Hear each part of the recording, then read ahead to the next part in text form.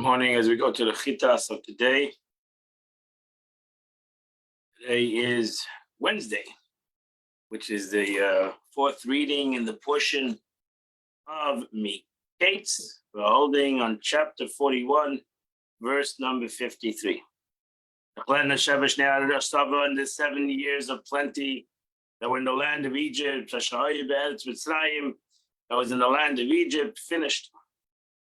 And it's Vatechlena, and the 7 years of famine began. And it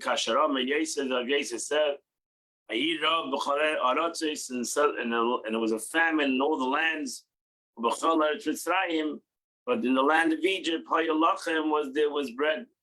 So Yosef, the entire land of Egypt hungered. In the nation, the people cried out to Pharaoh for bread. Pharaoh told the Egyptians, go to Yosef. Whatever he tells you, you shall do. Rashi says, for the region which they had stored had decayed. So when there were a bunch of copycats, everybody said, wow, Yosef is doing this. So other lands and other countries also did the same thing. What happened was everybody's thing got ruined besides Yosef's. What does it mean that whatever? Why were the Egyptians crying out to the Pharaoh and Pharaoh tells them whatever Yosef says you shall do? So Rashi says that Yosef told the Egyptians, since Yosef ordered them to circumcise, Yosef said that everybody has to circumcise himself. And that's an amazing thing. They came to Pharaoh and said, what they said to us? What is the guy talking about? He says we only can have food if we get circumcised. And Pharaoh said to them, why didn't you gather grain? He announced the years of famine were coming. They replied, we gathered much, but it rotted. So he replied, if so, do whatever he tells you. If he tells you to circumcise, you do it. He issues the decree upon the grain, and it rotted. If he issues the decree upon us, we will die. So do whatever he says, and have yourself circumcised. The question that Rashi doesn't answer is why did he ask them to do that?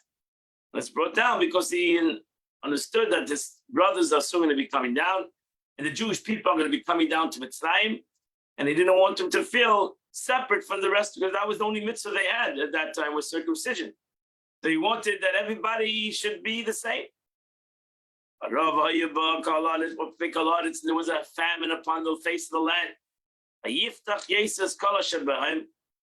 And Yosef opened up the storehouses in which there was grain. And he gave food for the Egyptians. But the famine intensified in the land of Egypt. Now she says, who is the face of the land? These are the rich. So ultimately, it started to affect the rich, the wealthy part of the country. Which were grain. The word shever. Over here, that's the root word of Vayishber, is shever, is sometimes an expression of selling, and sometimes an expression of buying. Here it's you use the expression of selling. Return and buy shivru. Food for us. You'll soon see that Yaakov uses the same word. The question of buying. The not say applies only to grain, but also to wine and milk. We find the go shivru is a concept of buying or selling. The entire land came to Mitzrayim. Lishbel Yosef. They came all to purchase from Yosef. He gained the word shever. Because it was the famine intensified in the entire land. Rashi says the Joseph to purchase, interpret the verse according to sequence, it should have been written to purchase from Yosef. Chapter 42, verse 1, and Yaakov saw that this grain is being sold in Mitzrayim. So Yaakov said to his sons, Lama tisro, why do you appear satiated? Why do you appear happy, satisfied?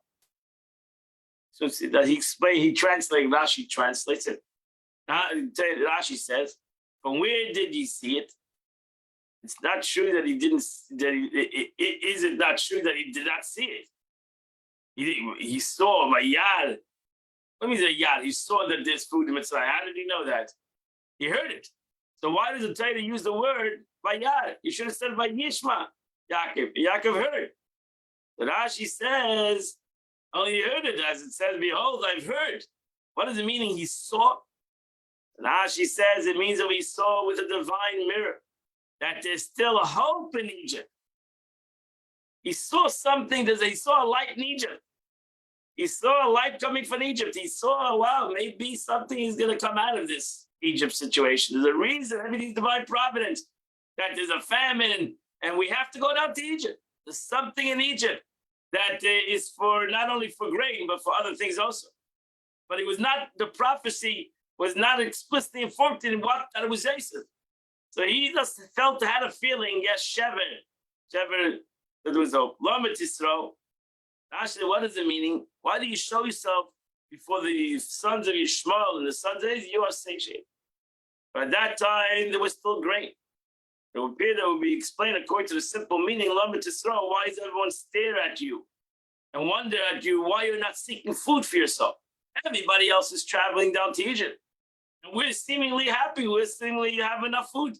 So even though we have enough food, but people are going to start talking about it. Why do these guys have food and the rest of us don't have food? So that's it. Why do you become emaciated? Because of the famine. And he said, behold, I heard ki yashev Mitzrayim. I heard that there's food in Mitzrayim. Rudu shama. Go down there. And buy food. In Nichya, we will live, we won't die. Rashi says, Redu. What is the meaning of Redu?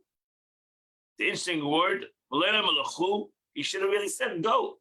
What means Redu? Redu means to go down. So over here, so here, Yaakov Avinu prophesied that in 210 years that they're going to be in Egypt. The word Redu, Reish Dalet Vav, has the numerical value of 210. Reish is 200, Dalet and Vav is 10. So you have the concept of 210 years. So here he prophesies that they were going to go down to Egypt for 210 years. Verse number 3, the 10 sons of Yosef went down, Lishbei Bar b'Mitzrayim, to get food from the land of Egypt. It's interesting, Rashi says, Scripture doesn't write the sons of Yaakov. It says the brothers of Yosef. This teaches us that they regretted selling him. And they decided to behave towards him brotherly manner. They knew he was not dead. They didn't know where he was. And they understood that they would find him, maybe. And if they would find him, they would treat him as a brother. And they would ransom him for whatever amount of money would be demanded. If they found him as a slave anywhere, they would redeem him. Asara. It says 10, but there really was at that time 11. So, but Yosef's brother, Benjamin, Jacob did not send. We know the youngest brother, he did not send. It is therefore obvious there were 10, only 10. But what's the meaning concerning brotherhood? They were divided into 10. But neither the love they all had for him, nor the hate they all had for him were equal. Right? Because we know that not all of them wanted to sell him into slavery. Not all of them wanted to kill him. It was only the tribe, it's only the brothers. We narrowed it down actually to 2. The ultimate Shimon and Levi were the only 2 who really wanted to kill him. Even the other tribes, the other families from Zibil and Zilpah, he was a good friend of theirs. So they didn't want to kill him. It was the family of Leah. And from the family of Leah, we know Reuben didn't want to kill him. We know Yehuda didn't want to kill him. And so it narrows down to 2 guys, basically. So over there, they were not all killed, but okay. To food, she says they all selfless, so they went down to redeem, to get food. Verse 4, but Joseph's brother, Benjamin, Yaakov did not send. Esechem with his brothers. He got Pen Yikra, because he said it might fall upon him a tragedy. Rashi says only tragedies happening in the way, but at home could not misfortune. What's the meaning? Could befall misfortune anywhere. So Amalav Lezer, that's what Lezer says. From here we learn that the Satan is mekatig in the time of danger. That's why we say. That's what we say. Tfilas haderech when you fly in a plane, etc. Because after the plane flies in the air is not a simple thing. So it's a time of it's dangerous. That's what you got to buckle yourself in. So therefore, we say Tfilas haderech because it's a time of a dangerous situation, and we should be careful. The sons of Israel came to purchase amongst those that came. Because ultimately the famine reached the land of Canaan. Rashi says, from amongst those that came, they hid themselves in the crowd. They would not be recognized because their father had commanded them not to appear, not to go into one entrance, for each to enter through their own entrance, so that the evil eye would not have a power on them. Imagine the sons of Jacob were beautiful looking, handsome guys. And they would come all together. It would create who are these 10 handsome chevra walking into the city? So therefore, Yaakov said the best thing would be that you would come in through different doors. You come in through a different entrance. But Yosef used that out later on, we know, that they came in different entrances. You used it out, be your spies. Why don't you come in one entrance? You came in different entrances because you wanted to spy out the city. Yosef Yosef was the ruler of the land. He was the one who gave the populace of the land. And the brothers of Yosef came to him. And they bowed themselves to the ground. Here, the prophecy that he told them, the dream, right now came true. All 10 of them bowed themselves to him. They prostrated themselves to him on their faces. And so as an expression of spreading out hands and feet. So we know that koidim is like we do today. You bow down your head. And mishtachava was where you prostrate yourself. You actually lay down on the floor. That's what they did in the Beis Hamikdash. Pishut Yadayim expression. Pishut Yadayim, spreading of the feet and the hands. So bowing is bowing. You don't get off your feet. But the ishtachava, to prostrate yourself, is to actually lay down on the ground. So that's what they did. So Yosef saw his brothers by Yakideim, and he recognized them. He's not going to lay him, but he made himself a stranger side to act. He said, they're not recognizing me.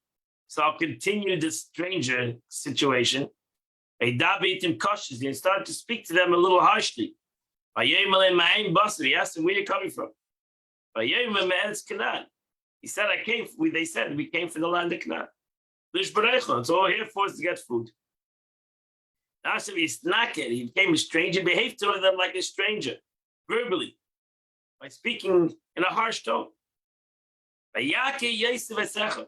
Yosef recognized his brothers, but they didn't recognize him. Why? Rashi says the simple reason is because he left them, he was 17 years old. He didn't have a beard. And now he had a beard. And that's why they didn't recognize him.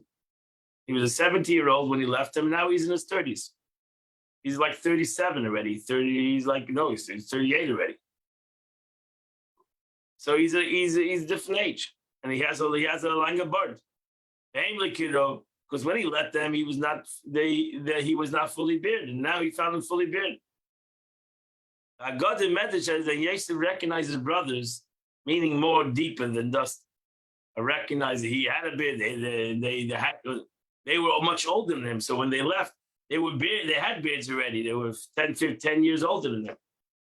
So the Medrash God, the Jason recognized his brothers when they were delivered in his hands. He recognized that they were his brothers.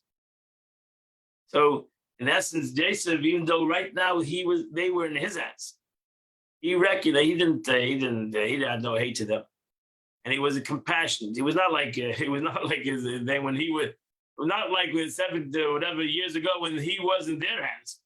Now they were in his hands, and he could have done whatever he wanted to them, but he recognized them.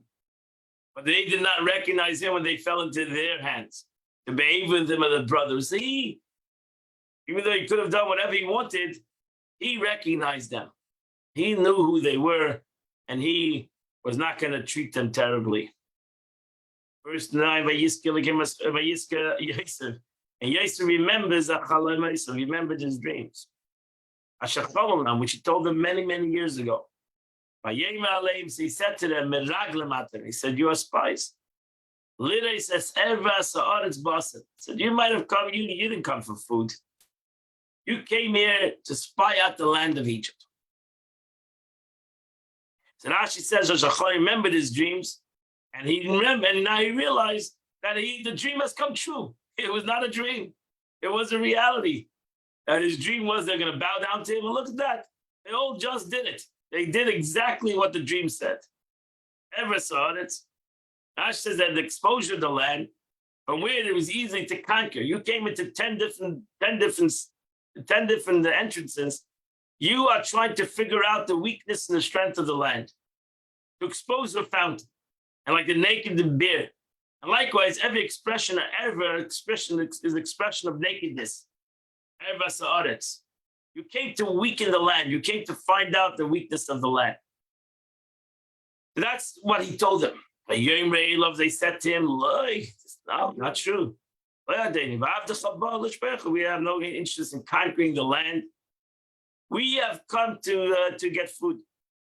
Rashi says, do not say that. When your servants come to buy food, we have no interest in this land. We're all one family. We are honest, and we are not spies. Rashi says the Holy Spirit flickered in them, and they included him.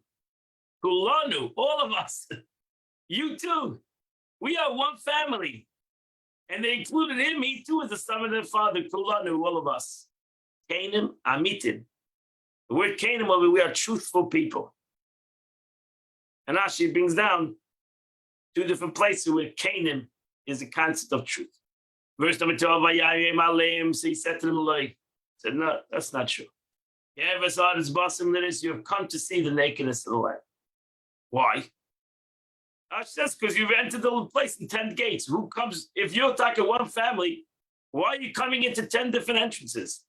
Why did you enter together? You're one family. What kind of you got? One family comes and they come into different parts of the gates, different gates, different entrances. You wouldn't have done that if you're one family. Something's going on here.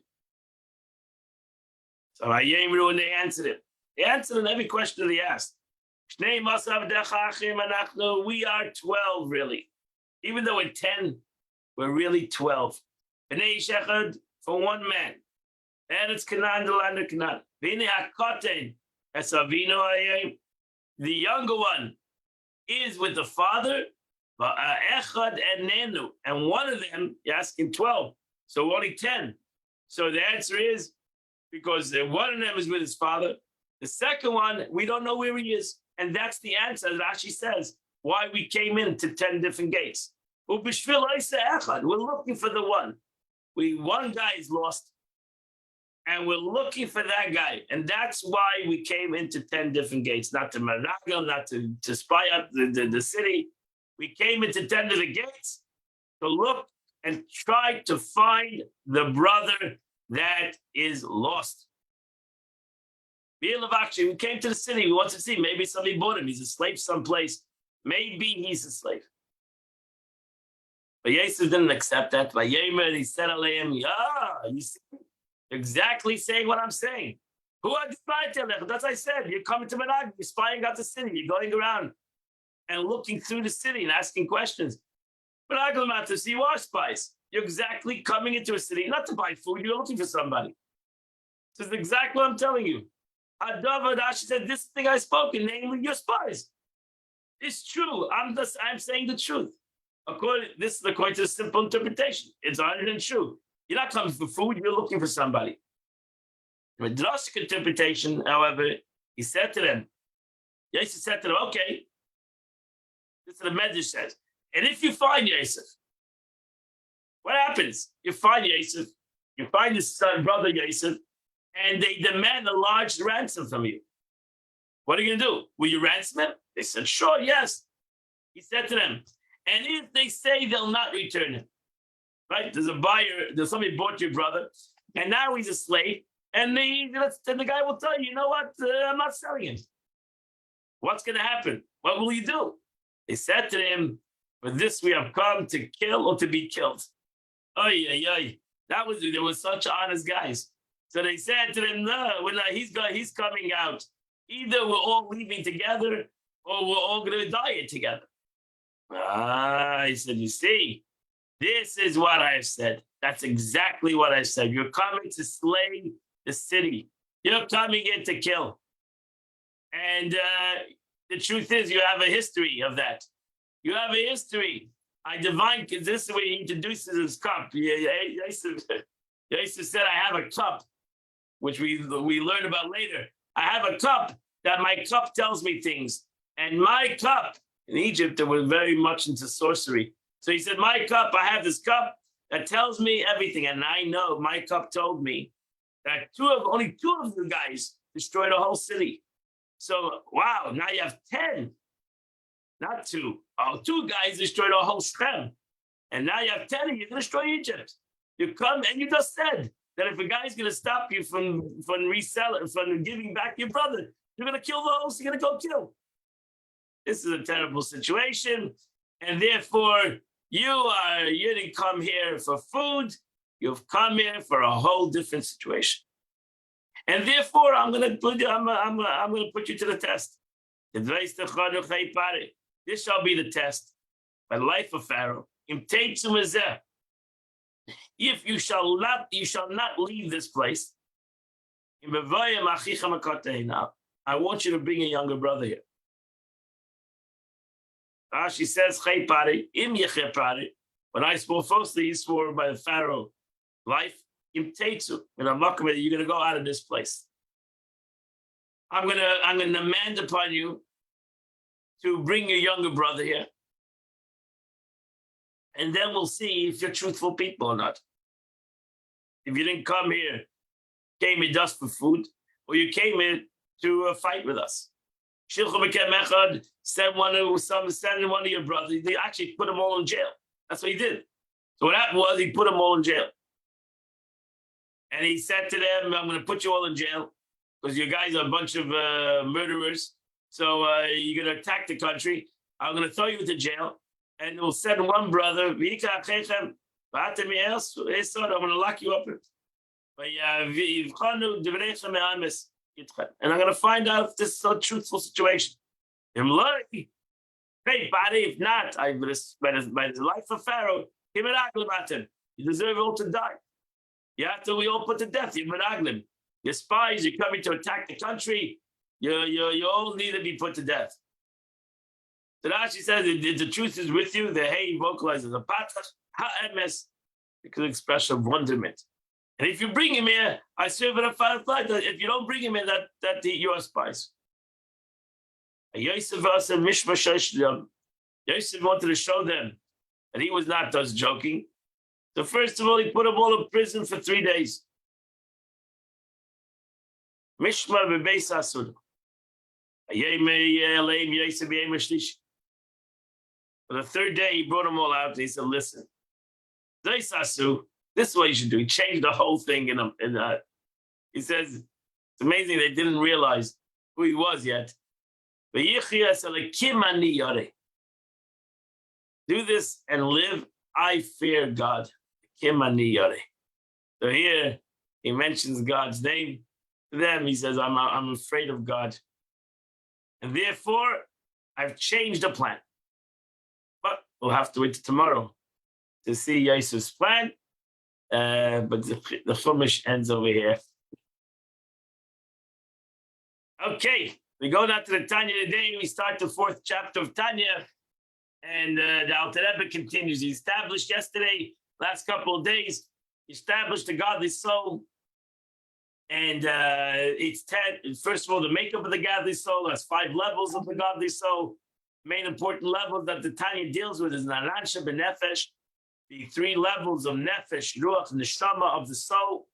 And then Alter Rebbe went through its 10 manifestations, which was from Chachma, from the level of divided into 2, from the wisdom, knowledge, understanding, the Seichel Shebenefesh, the intellect of the soul, and then the midas of the soul, which are the 2 midas, the most important, or the concept of midas is Avas Hashem and Yiras Hashem. Love of God and fear. So now that you know you have a soul, but these are manifestations. These are godly. These are godliness. This is a godly concept, meaning it's a spiritual concept. These are spiritual concepts. How do we bring the spiritual concept into a physical reality? How does one bring this spiritual concept into a physical reality? God would not give us a soul if we don't have a vessel. So in comparison to the soul, to me, the soul is a oir. We actually, in the Torah itself, it says, Ner Hashem Nishma Sada. For the light of God is the soul. So it's a light. The light needs a vessel. Like anything else, every oir needs a vessel. So now the Alter Rebbe is going to introduce us to the Levush HaNeshama, to the garments of the soul. The Eibishter that gave us a soul, gave us garments for the soul. He doesn't give us a soul and say, okay, do whatever you want with it. We would never do anything with it because we are physical and the soul is spiritual. So how do we take the soul that is spiritual and what is the vessel that expresses this neshama? And therefore the Alter Rebbe starts in this chapter. Every part, this soul, which is godly. It's a part of God. And even though when it comes into me, it's still godly. Some, as we say every day in our davening, the neshama shenasata be the soul that you put in me, tahiri. It's pure. It's pure. It's pure like from the source it came from. It's a godly soul. Therefore, the Eibishter gave that the neshama would have 3 levushim, shloish levus, meaning the soul possesses 3 auxiliary powers, which are instruments of expression, like garments. That's why I call them vessels. Garments, they express it. We need expression of the soul. If we're just going to leave the soul as a godly entity, we're banished. So it's a godly entity. What does that do with reality? The Eibishter gave a soul, me. So that means it has to have something. God had to put in the soul's existence these 3 concepts. It's clothed in them. When it does not use them, it's divested of them. Then that's why a person can walk around the neshama and he never expressed the neshama. It's possible. Because he never put a garment on this neshama. The neshama never. People can live 70, 80 years and they would never express their soul. They have a neshama, they're Jewish, they're Jews, they have no expression. Also, just as garments give an expression to the wearer's beauty and importance, so to the soul. Dons and utilizes these garments. What is the beauty of the neshama? It's expression. It's intellect and emotions found in expression. And what are these 3? What are these 3 things? What are the 3 garments of the soul? Machshava, dibur, u'maisa. Thought, speech, and action. Now we're talking about the godly soul. So therefore the Eibishter gave us a Torah. The Torah is the expression of the godly soul from thought, speech, and action. Because the Torah is comprised of thought, speech, and action. So the garments of thought, speech, and actions as they find expression in the 630 commandments of the Torah. That's why it's so important to first of all understand the Torah, because that's machshava. to say the words of Torah and to do the Torah. Thought, speech, and action. After that, Rebbe now goes to explain how the divine soul expresses itself through these three garments. Oh, the Mekayim Maisa Kol Mitzvahs Maisis. Person actively fulfills the precepts which requires physical action. For example, he does its tefillin, fulfills the mitzvah tzitzis, or he did the Chanukah, he lights the menorah. Physical mitzvah. And then he uses his speech. He occupies himself with expounding upon, he speaks, learns Torah, which expounds upon the 630 commandments and the laws governing fulfillment. Meaning, a person's speech doesn't just talk business, doesn't use his speech only for mundane aspects. He uses speech to include expression of Torah. For example, back to the Bachar, the commandment, the law of blessing, back to the Shabbos, deals with the commandment, the law of observing Shabbos, etc., etc. We're learning Tanya. It's also an expression of Torah. Then he uses his thought. His power of thought might be the most spiritual power between these three. Even though thought is also a physical thing, but in comparison to speech, in comparison to action, thought is more spiritual. With his thought, he comprehends all that is capable, that he's capable of comprehending. Pshat, Remesh, Drush, Said. Pshat, Remesh, Drush, Said is the Pardes, the garden. The Pardes, Pei, Reish, Dalet, Sama. 4 letters is Pardes.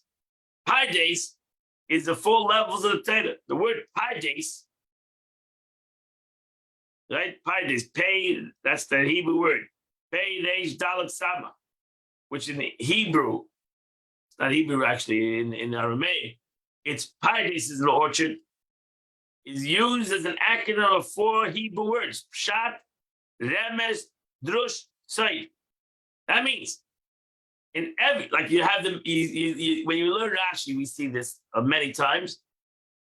We have the Drush. Rashi has 2. You always learn Rashi till today. There's a simple meaning of pasuk. That's Pshat. Then the Rashi says, "Oh, but yes, Medrash." That's the Drush. So there's always a Medrash. Everything has 4 levels. There's a simple meaning, the plain sense, the intimation. That's the Remez. What it intimates, what it alludes to, and then there is the Drush, the homiletic. And when you learn Rashi, you're going to see all these things. And you'll even see the last one, Sayyidi Atayda.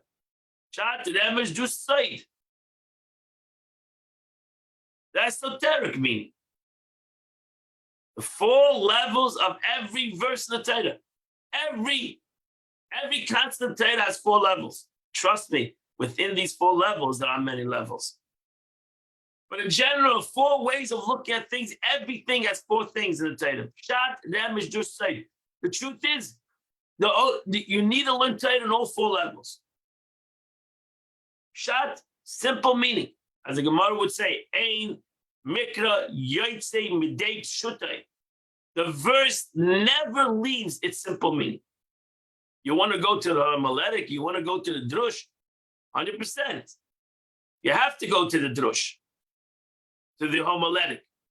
You got to go to the remes. You had a remes, for example, in this week's, in the redu. There's a remes, redu, 210. So the redu is a remes. What is it a remes to? That's going to be Egypt. Yaakov made a remes. He used the word redu, and with that redu, he gave a remes. And the remes is 210 years. Pshat, remes, drush, said. The simple meaning, the intimation, the homiletic meaning, and self-understood, the esoteric meaning. Every verse in the Torah has that. And as the Alter Rebbe will say later, everybody needs to learn Torah at all 4 levels. His neshama needs all 4 levels. So therefore, your mind has to, when your mind looks at a pasuk, ultimately, it needs to see the pasuk on all 4 levels. Shot, then you're in the garden. Then you're in the garden of Torah. You're in an orchid garden. You're in a garden orchard. Orchard has many different flowers and trees, not one kind. You need to walk into the pardes. You need to walk into the orchard of the Torah. That is machshava. That's the beauty of, imagine, you learn a pasuk, you learn a word, and you can have many different simple meanings and deeper meanings, etc. It's a beautiful garden. Klal is Tayagev Nafshe, and a Jew. So that's it. You need to feed the soul. I need to feed the soul.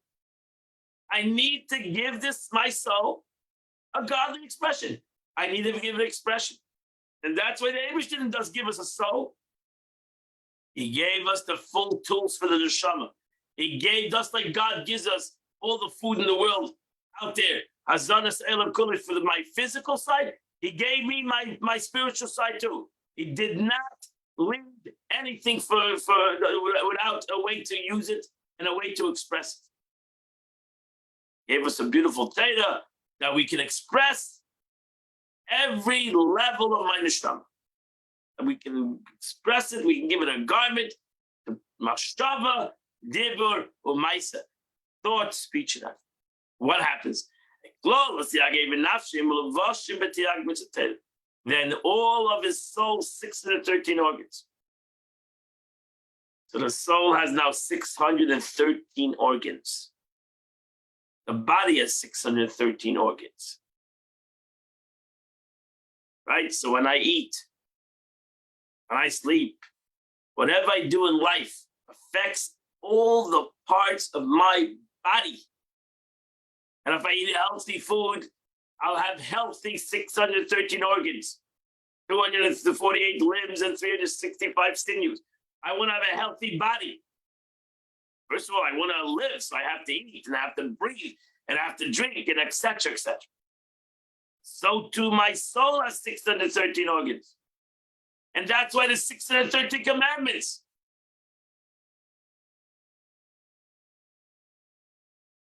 Just as a human body consists of 248 organs and 365 blood vessels, corresponding to the 248 positive commandments, and 365 negative commandments, which is 613, the soul similarly comprised of 613 organs.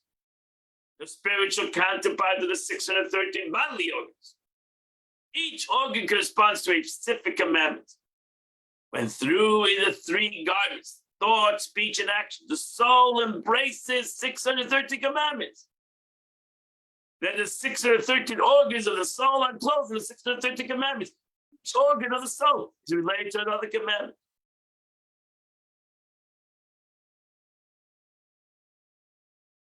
Chas v'shalom. Chas v'shalom, for example, if the body, the brain, or the blood wouldn't be able to reach an organ, one of the organs of the body, chas v'shalom, you would have a problem.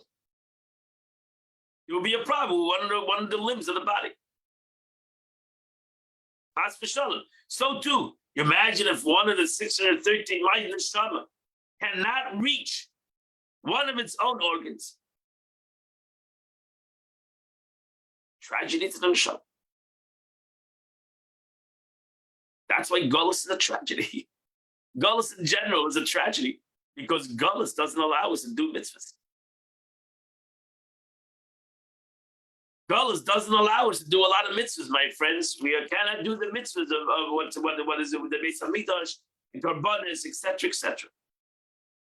But we can do it machshava, we can do it in dibur. Cannot do it in mice. That's why we're in Gullus. Because there are organs that are not getting its vitality, even if we wanted to. We cannot do it. Note Alter Rebbe emphasized the word all the precepts require special action. In expounding all of the 600 commandments, all of that has capable of understanding.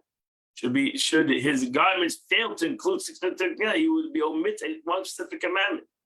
And a corresponding organ of the soul remain bereft of this mitzvah garment. That's gullus, my friend. There's a broad, there's right now you can't bring a garment, which is the mitzvah in the Torah. Thus we see, in a general sense, how fulfillment of all commandments with one's thought, speech, and action clothes the entire soul of all its 630 commandments in the Torah. My neshama has 613 organs. Alter Rebbe now goes on to specify which components of the soul are clothed and which by which particular garment. Front is, you want to get more specific, Chinas Chachma, Bina Dash, Benafshay, the Chabad of his soul, the intellectual faculty of the soul, Maluvish Basagas Atay, is clothed in the comprehension of the Torah. That's Machshava. Understanding Torah, understanding the Torah, which he comprehends of the 4 levels of the Pardes, which we mentioned before, of the Torah, to the extent of his mental capacity. And according to the supernal root of a soul. What does that mean? One's mental capacity determines how much he may understand. Not everybody understands the same. The root of his soul determines the area in Torah which he will have the greatest aptitude. For example, one whose soul is related to the level of Pshat is more likely to comprehend the straightforward meaning of the word. He loves the simple meaning. You start giving him homiletics, you start giving, he gets lost. A soul related to Remes will delve in the spectrum in the applied meaning of the underlying word, so on. Like I said, the do. Some people like the Machios. They love the numerical, some people love that kind of stuff. But a person comprehends it to an extent of mental capacity, then the Chabad, the components of a soul, are clothed in the garments of thought of Torah, meaning the thought as it relates to the Torah. Every person is different. Now, the truth is, it doesn't make a difference. If you like the simple pshat, you should not say, okay, that's it. I'm only going to learn. No, you have to do all 4.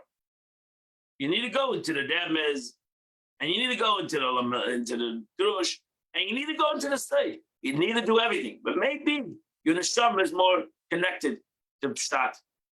Or you like esoterics. A lot of people like the esoteric. They want to know the esoteric. They want to know the secret, the rest of the story behind the story. Everybody has another, and the truth is, not only that, but even to how far can your brain understand something? What's the level? Midas, and then you have the midas. That's the intellect, and then you have the motions of the soul. The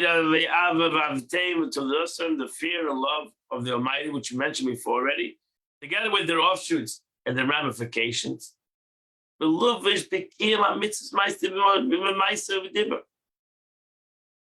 They garment themselves in the action and speech. That's where mainly midas are. The way I speak. Some people speak more passionate. Some people speak more calm. Some people, they speak on equilibrium, they speak on one level. Some people are high and low, and they have different expressions. Everybody's different. Which is learning Torah, which is equivalent to all everything.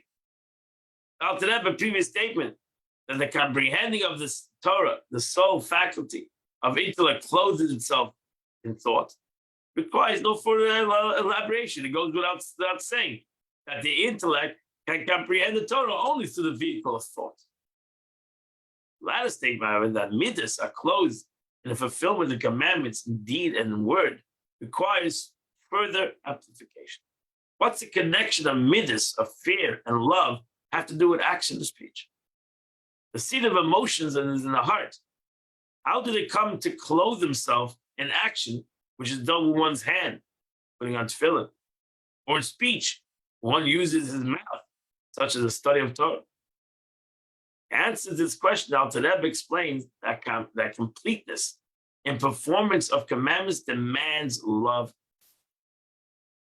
That's the situation. One can bring to the fulfillment of the commandments and fullness generated by vitality and depth of feeling only when he's imbued with fear and love of the Almighty.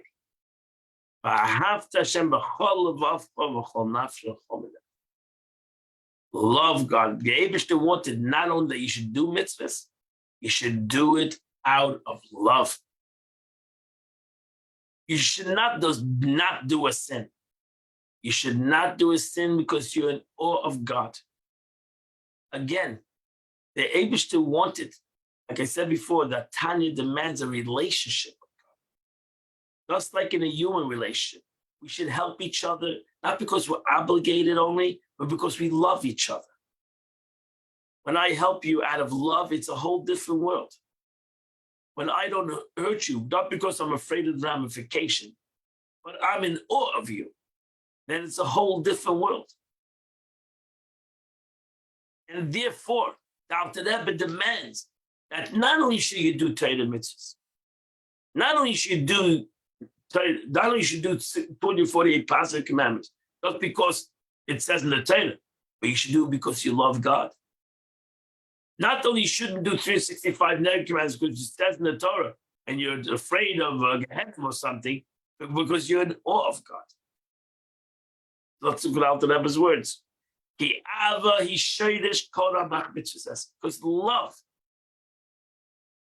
love is the root of Jews' observance of 248.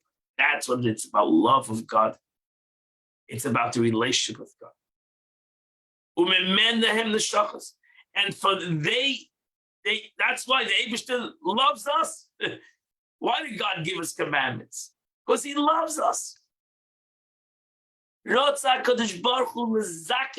Eibishter wanted to bring merit to us. He gave us Torah mitzvahs. He didn't want to give obligations. That's why the Alter Rebbe Chassidus demands a mitzvah means connection. It's about relation. The Eibishter want connection. God wanted connection. God loved us. And therefore he gave us 613 commandments. Therefore he gave us 248 commandments. Because the Eibishter wanted that we should have 248 connections. Like 248 limbs. Every limb is a connection. Chas v'shalom, I'm missing a limb. I'm handicapped, God forbid. Can I continue to live? Yeah, but I'm missing a limb. Nobody wants to miss a limb because he loves his body. We love the Eibishter. The Eibishter loves us. He gave us 248 positive connections. And you have to look at it that way. That the source of every commandment, positive commandment, is a concept of connection to God. Is the aspect of a relationship with the Eibishter, and it's the concept of love. And without it, it has no true substance. And that's why we lost juice to this concept, because they took it wrong. Took it as a concept, and that's why it got lost and finished. The Jews are not doing mitzvahs. You got to teach the world this is a connection. This is a relationship with HaKadosh Baruch Hu. You can't have a relationship with God if God's not going to give us the details of this relationship. Because when somebody fulfills the Torah in truth, he loves the Eibishter. And he wants to cleave, he wants this relation, wants the connection. Be'emes, in truth. The F Shiladavka, and you cannot cleave to God. Be'emes, in truth. How many times the Alter Rebbe says the word emes? The last three lines. Amiti emes emes. You cannot connect to God if you're not going to do 248 positive commandments. You cannot do it. How are you going to connect to a spiritual thing? How can a physical person connect to a spiritual thing without the spiritual? Tell us how to do it. So God, who is selfless and is spiritual, and his concept of kedusha tells him, I want to connect. That's what Abraham gave us, this connection. That's what we call it a commandment too. Because God commanded these physical connections. Physical, that the Abish said tefillin connects you with him. Every time you put on tefillin, you become connected to God. God commanded that concept. That's why a mitzvah is called commandment. God needs to command that tefillin connect you. God needs to command the lighting of menorah connects you to him. Or a woman lighting Friday night candles connects him to. That tzedakah connects you to him. I can understand because tzedakah helps people. Give charity because you're helping. That makes sense. But that's a mitzvah. That it not only does it help people, but it connects you to God. Who came up with that? Who can say that? Only God can say that tzedakah is connecting you to him. And that's why that's the command. It's a connection and a command. It's a command by God that it's a connection and self-understood. I want to connect to God. Because I cannot connect to God without these 248 commandments. Thus, one love of God and desire to cleave to him indicated that he observed the commandments.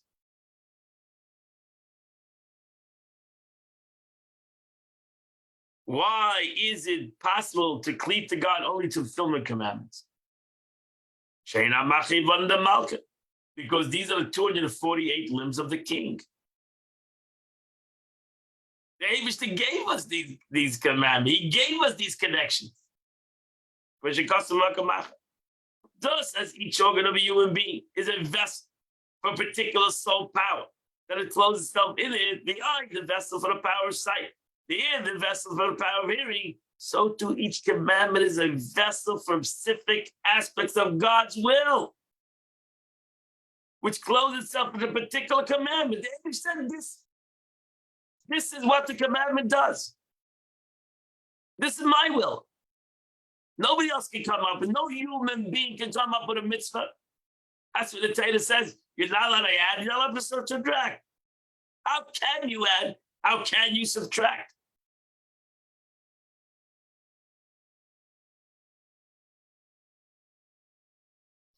So therefore, nobody ever added. You have minhagim, you have customs by Jews, but nobody ever added a mitzvah. And nobody ever subtracted a mitzvah. Because they're godly. They're given by God. Only God can do that. Each commandment expressed not only the supernal will, but a specific act is to be carried out, but also particular of its observance. Thus, it's understood that the performance of commandments, one achieved unity with God, whose will they express. Follows them.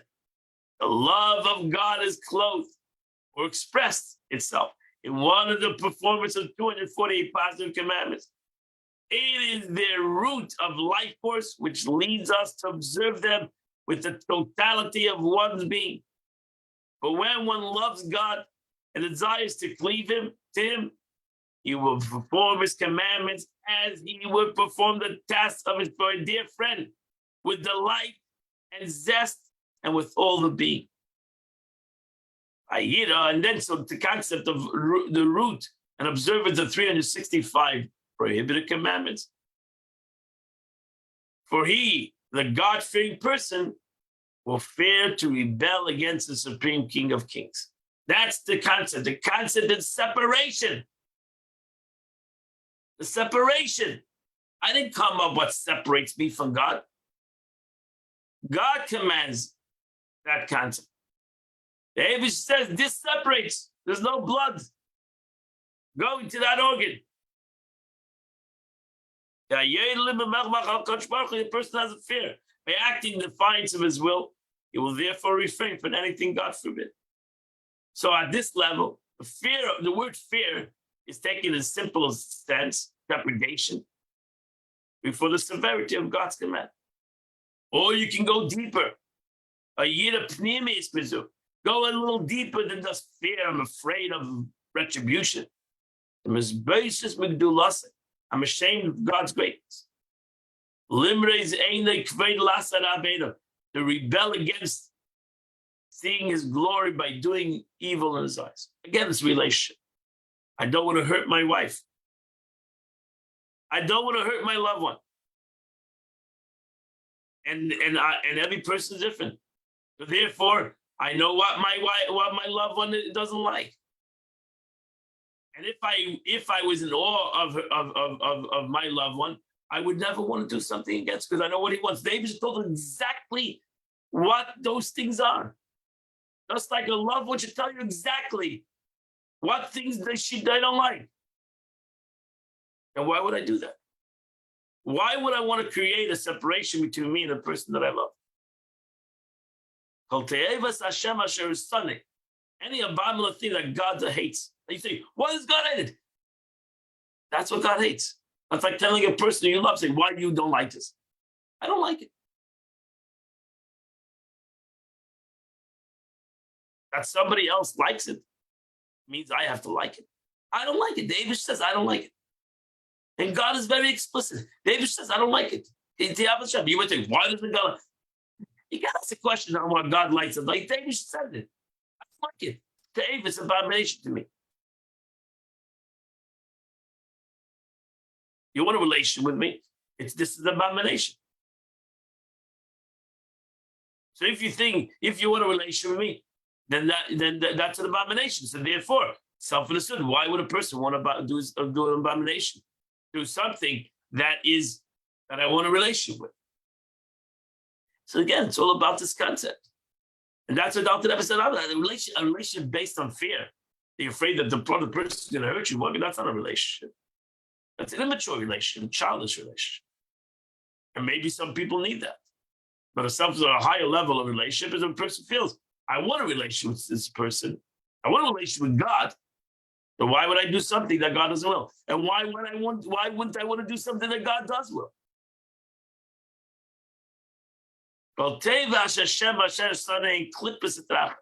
Maybe any abomination thing which God, so to say, hates. Again, using a very harsh word, but that's what the Torah says. Torah doesn't mince its words. And God says, it's a teiva. To me, I hate it. The other side, which is the opposite of holiness. And therefore, when we do a sin, what are we doing? We're giving life to something that God hates. We're giving existence to something that's the opposite of what God wants. Somebody we love, somebody that we're in awe of, we're giving existence to that other entity. We're creating a jealousy in this relationship. That's why Shekinah, that's why it's expression, the Torah of a kina, creating a jealousy. We're creating an aspect of a breakage of this relationship.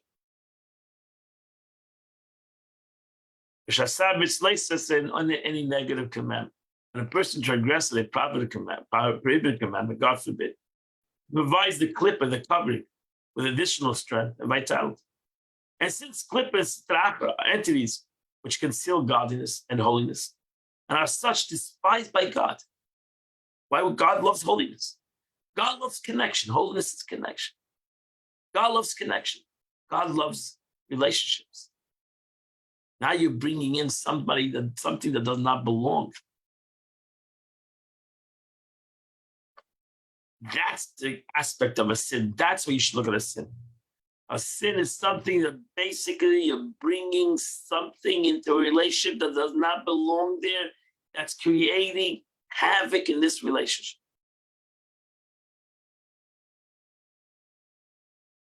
Why would a person do that? Why would a person bring something into a relationship between him and his friend, or him and his wife, or his wife and him, whatever? Why would you do that? You try to challenge the relationship.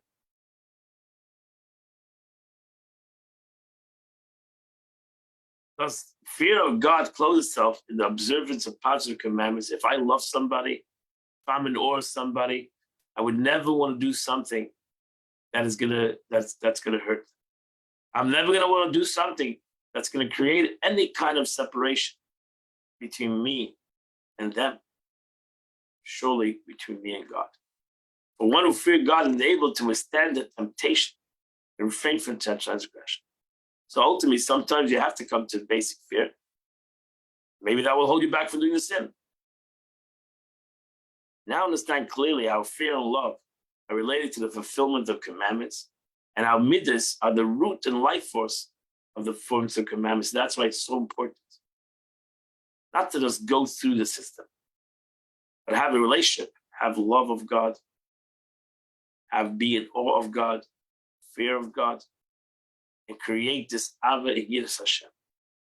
Because without it, it's not going to have a true reality.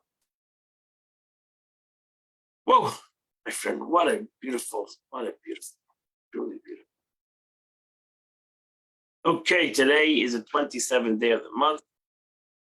It's chapter 120, chapter 134. Chapter 120 to chapter 134, and you do the chitas of the day. I want to wish you all a great day, a wonderful day. And Mitzvah, see you all tomorrow. 8 a.m. We'll continue to learn chitas.